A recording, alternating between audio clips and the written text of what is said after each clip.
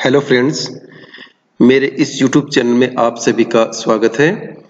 आज हम डिस्कस करेंगे फिजिकल ज्योग्राफी अर्थात भौतिक भूगोल के एक टॉपिक पृथ्वी की आंतरिक संरचना के बारे में अर्थात interior structure of the earth.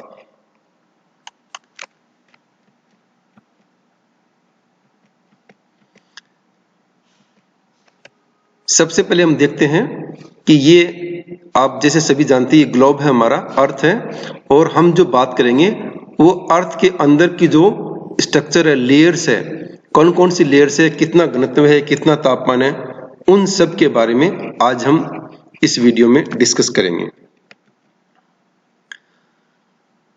पृथ्वी की आंतरिक संरचना का अध्ययन भूविज्ञान अर्थात जियोलॉजी की विषय वस्तु है, यानी कि जो मूल रूप से पृथ्वी की जो आंतरिक संरचना है उसका जो डिटेल में जो अध्ययन किया जाता है वो जियोलॉजी में या भूविज्ञान में किया जाता है। किंतु भूगोल में इसकी जानकारी इसलिए आवश्यक है कि पृथ्वी की सतह की रूपरेखा का आधार भूगर्भ की संरचना से निश्चित होता है तथा आंतरिक गतिविधियों से पृथ्वी का धरातल या सतह प्रभावित होता रहता है। यानी कि पृथ्वी के आंतरिक भाग में जो भी हलचलें होंगी, जो भी घटना घटेगी, उसका जो प्रभाव है वो पृथ्वी की सतह के ऊपर दिखलाई देगा। इसलिए हमें एज ए ज्योग्राफर की भूगोलवेत्ता थोड़ी बेसिक जानकारी होनी चाहिए कि पृथ्वी का जो आंतरिक स्ट्रक्चर है वो किस प्रकार का है।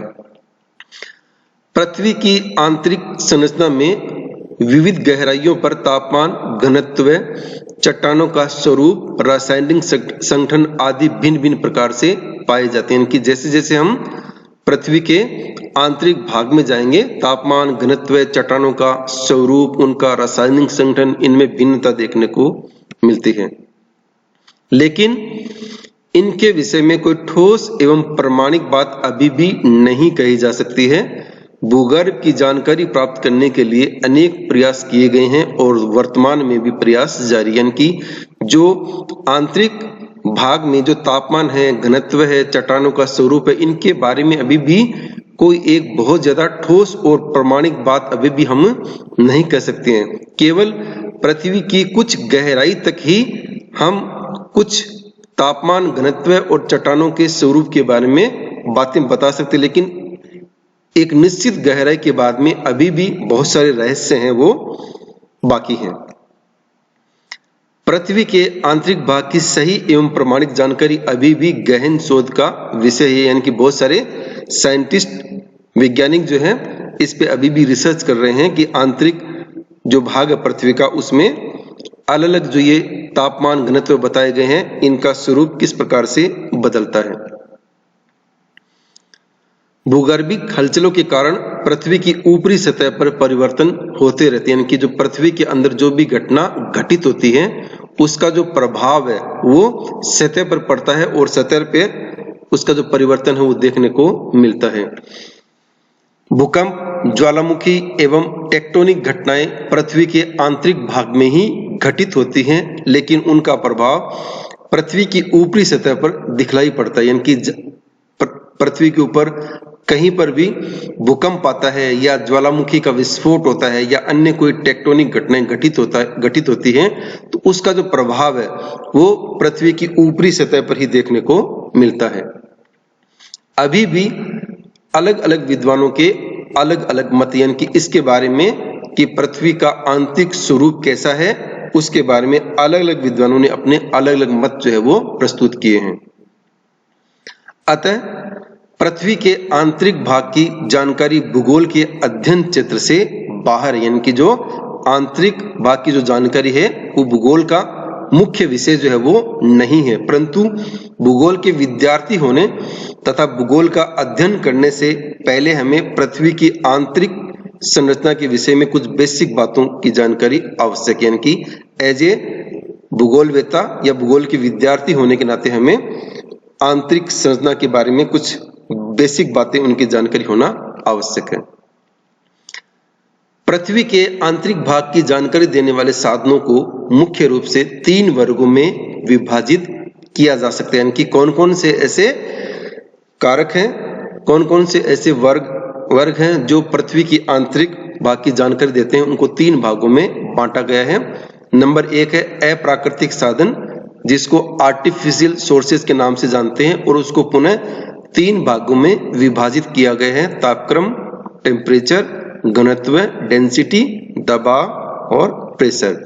दूसरा है पृथ्वी की उत्पत्ति से संबंधित विभिन्न सिद्धांतों के प्रमाण, और ये जो विभिन्न सिद्धांतों के प्रमाण हैं, इससे संबंधित 3-4 वीडियो हैं, वो मेरे इस चैनल पे अपलोड किए गए हैं, आप उनका अध्ययन जो है वो कर सकते हैं। और तीसरा है प्राकृतिक साधन, नेचुरल सोर्सेज, जिसमें ज्वालामुखी उद्गार और भूकंप विज्ञान मुख्य हैं। अब हम एक एक का अध्ययन जो है वो करते हैं। पहले हम देखते हैं अप्राकृतिक साधन में तापमान के बारे में। तो तापमान के बारे में एक सबसे कॉमन बात यह है कि जैसे जैसे हम पृथ्वी के आंतरिक भाग में जाएंगे, वैसे वैसे क्या है, प्रति 100 मीटर की गहराई पर तापमान जो है वो 2 से 3 डिग्री जो है वो बढ़ जाता है। लेकिन ये जो तापमान बढ़ने की दर है, ये 10 किलोमीटर के पश्चात इसका जो अनुमान है वो अभी भी वैज्ञानिक जो है वो सही नहीं लगा पा रहे हैं कि पृथ्वी की अंदर गहराई में 10 किलोमीटर जाने के बाद में तापमान बढ़ने की जो दर है वो क्या है। अभी केवल उसके बारे में अनुमान जो है वो लगाया जा रहा है। तो हम ये कह सकते हैं कि जैसे जैसे हम पृथ्वी के आंतरिक भाग में जाएंगे, वैसे वैसे तापमान जो है वो बढ़ता जाएगा। और यहाँ इस स्लाइड में ये दिखलाया गया है कि जैसे जैसे डेप्थ बढ़ती जा रही है, वैसे वैसे तापमान जो है यहाँ पर जो पृथ्वी का जो कोर है, वहां पर तापमान जो है 5000 डिग्री सेंटीग्रेड भी परिकलित जो है वो किया गया है। इसी प्रकार से दूसरा बिंदु है इसी में घनत्व का, डेंसिटी का। जैसे जैसे हम धरातल से पृथ्वी के आंतरिक भाग में जाएंगे, वैसे वैसे घनत्व जो है वो लगातार बढ़ता जाएगा। और धरातल का जो औसत घनत्व है वो 2.6 से 3.6 के बीच, तथा पृथ्वी का जो केंद्र है उसका जो घनत्व है वो 11 परिकलित किया गया। परिकलित से मतलब है कि वो अभी भी साइंटिफिक रूप से प्रूव नहीं है, अभी भी उसको माना गया है कि जो पृथ्वी का जो केंद्रीय भाग है, जिसको हम कोर बोलते हैं, उसका घनत्व 11 जो है वो हो सकता है। और इस प्रकार से जो संपूर्ण पृथ्वी है उसका घनत्व जो है वो 5.5 जो है वो आंका गया है।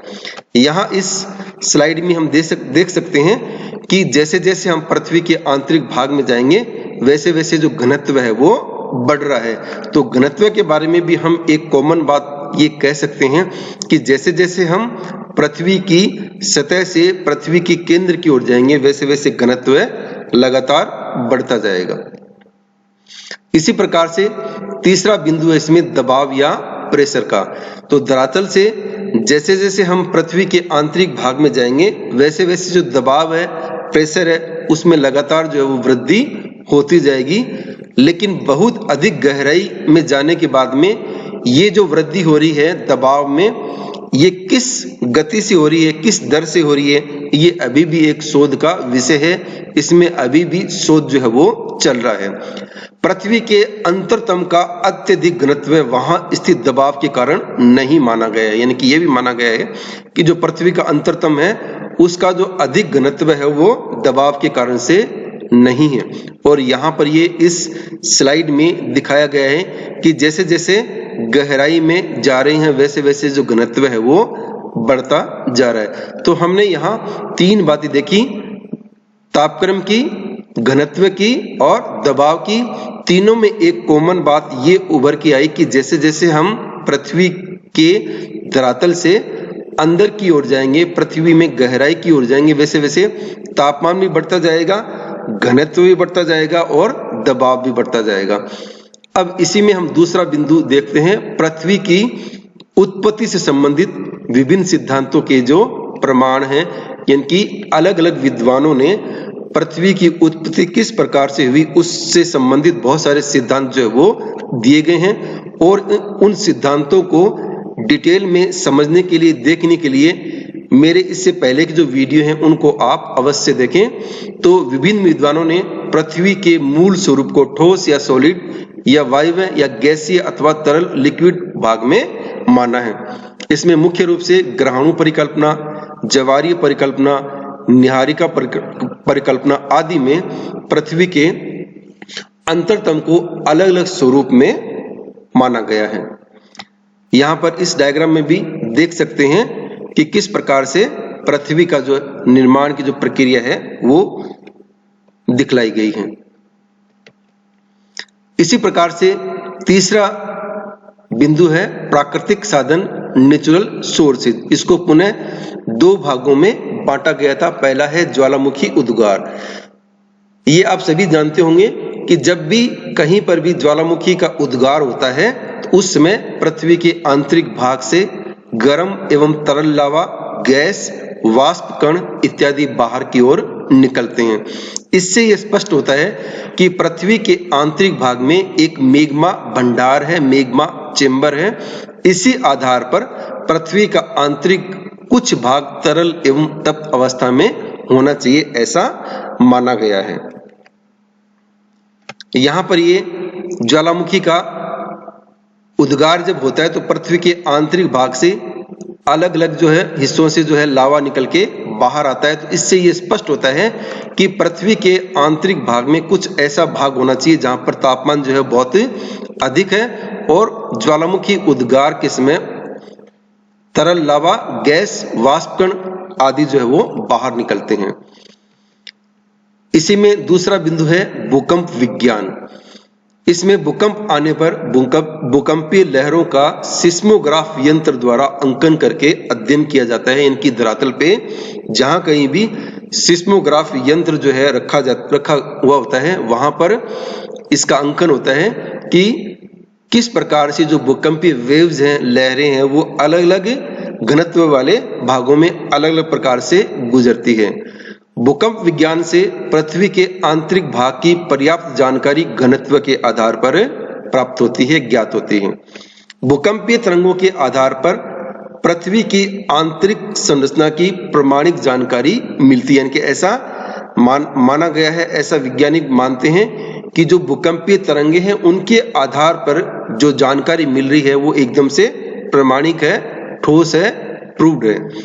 ये यहाँ पर सिस्मोग्राफ यंत्र जो है वो दिखला गया है। इस सिस्मोग्राफ यंत्र पर जैसे ही उस क्षेत्र में भूकंप आता है तो इस पे ग्राफ पर जो अंकन है वो हो जाता है कि किस प्रकार से जो वेव्स है वो आंतरिक भाग में घनत्व कम ज्यादा होने पे किस प्रकार से वेव्स में परिवर्तन जो है वो होता है। यहाँ पर ये भूकंप जब आता है तो उसमें किस प्रकार से वेव चलती है इसको दिखलाया गया है। इसी के साथ ये टॉपिक यहीं पर समाप्त होता है।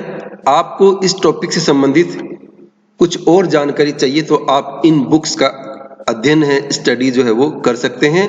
आपको ये वीडियो अच्छा लगे तो इसे लाइक कीजिए, शेयर कीजिए और इसको सब्सक्राइब कीजिए। इसी के साथ थैंक यू, धन्यवाद।